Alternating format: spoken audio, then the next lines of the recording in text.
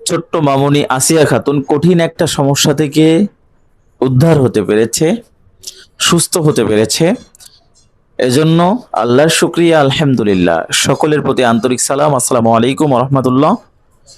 প্রিয় ভাই বোনেরা, আশা করছি সবাই ভালো আছেন।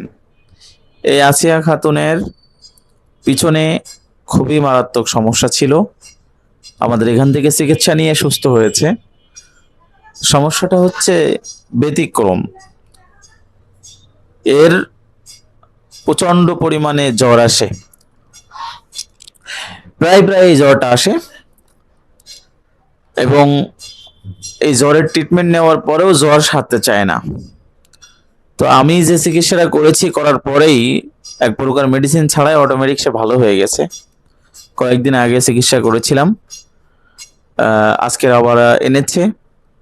মূলত এর যখন এই জ্বরটা আসে, ওর ওই সমস্যাটা যখন চাপ দেয়, তখন ও প্রত্যেক দিন, ওই মুহূর্তে প্রত্যেক দিন 10 থেকে 12 বার অথবা 15 বার করে গোসল করে। মানে ওর মায়ের কথা, বাবার কথা, কারোর কথা শুনতে চায় না। টান হচ্ছে পুকুরের দিকে, টিউবকলের দিকে। অর্থাৎ বিগত কিছুদিন আগে ও পুকুরে গোসল করতে গিয়ে পড়ে গিয়েছিল ওর দাদির সাথে। সেই জায়গা থেকে সমস্যাটা শুরু। তারপর থেকে এই 10 বার 15 বার এই গোসল করতেই থাকে। অবশেষে আমি দেখলাম যে এই যে জ্বরটা আসছে, এটা কোনো শারীরিক সমস্যা থেকে বারবার এই জ্বরটা আসছে না। খুঁজে পেলাম ওর পিছনে জিন রয়েছে 8 জন, তাই তো ভাই? 8 জন, 8 জন জিন ক্লিয়ার করা হয়েছে। এইটা যখনই ক্লিয়ার করা হয়েছে তখনই সে সুস্থ হয়ে গেছে। আসলে এটা আপনাদের কাছে অবাক লাগার মতো কথা, কারো কাছে এটা বিশ্বাসযোগ্য না, কেউ আবার এটা বিশ্বাসও করে না।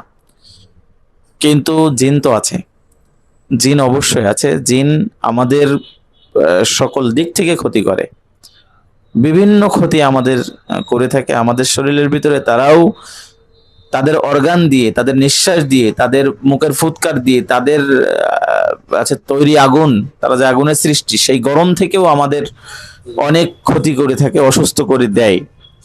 প্রিয় বন্ধুরা, তো সব অসুস্থই কিন্তু শারীরিক সমস্যা থেকে না, জিন থেকেও অনেক অসুস্থ হয়। আবার সব অসুস্থ কিন্তু জিন থেকে না, শারীরিক ভাবেও অসুস্থ হয়। মৌলিক কথা হচ্ছে যে কে কিভাবে অসুস্থটা হচ্ছে সেটা নির্ণয় করতে পারা। তো দেখেন, তার ওই জিনটা ক্লিয়ার করে দিয়েছি, সে সুস্থ হয়ে গেছে। আবার অনেকের ক্ষেত্রে কিন্তু প্রাথমিক যে চিকিৎসাগুলো আছে, ঔষধ, যেমন অ্যান্টিবায়োটিক আছে, সেপ3 ব্যবহার করতে হয়, যেমন প্যারাসিটামল ব্যবহার করতে হয়, যেমন গ্যাসের ওষুধ, যেমন হচ্ছে সাপোজিটরি ব্যবহার করতে হয়। এক একজনের ক্ষেত্রে এক একটা ব্যবহার করা লাগে। এজন্য আপনারা আপনাদের শিশু বাচ্চাদের অবশ্যই পবিত্র কোরআনের যে সূরাগুলি আছে, সূরাতুল ইখলাস, সূরা ফালাক, সূরা নাস এবং আয়াতুল কুরসি এবং সূরা ফাতিহা, সূরা বনী ইসরাইলের একটি আয়াত আছে, ওয়ানুনাজ্জিলু মিনাল কুরআনি মা হুয়া শিফাউ ওয়া রাহমাতুল লিল মুমিনিন, এই সকল আয়াতে কারিমা দিয়ে অবশ্যই তাদের ফুৎকার করবেন।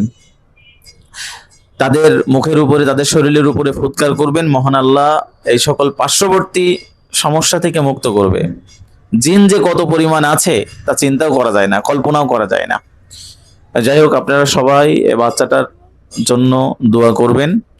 আমরা যাদের চিকিৎসা করি তাদের জন্য দোয়া করবেন। আমাদের ফজর থেকে বেলা 1টা পর্যন্ত চেম্বার খোলা থাকে। আর আমাদের এই ভিডিওতে যদি কেউ প্রতারণা করতে চায়, আপনাদের কাছে যে নাম্বার দিয়ে যদি কোনো কেউ টাকা পয়সা নিতে চায়, আপনারা কখনো ভুল করে দিবেন না। আমরা কিন্তু অগ্রিম কোনো মানুষের কাছ থেকে টাকা নেই না। আমরা চিকিৎসা করার পরে যে যা আমাদের খুশি হয়ে দেয়, আমরা সেটাই গ্রহণ করে থাকি। আপনারা কিন্তু কেউ প্রতারণার শিকার হবেন না, মনে রাখবেন। সবাই ভালো থাকবেন। আসসালামু আলাইকুম ওয়া রাহমাতুল্লাহি ওয়া বারাকাতুহু।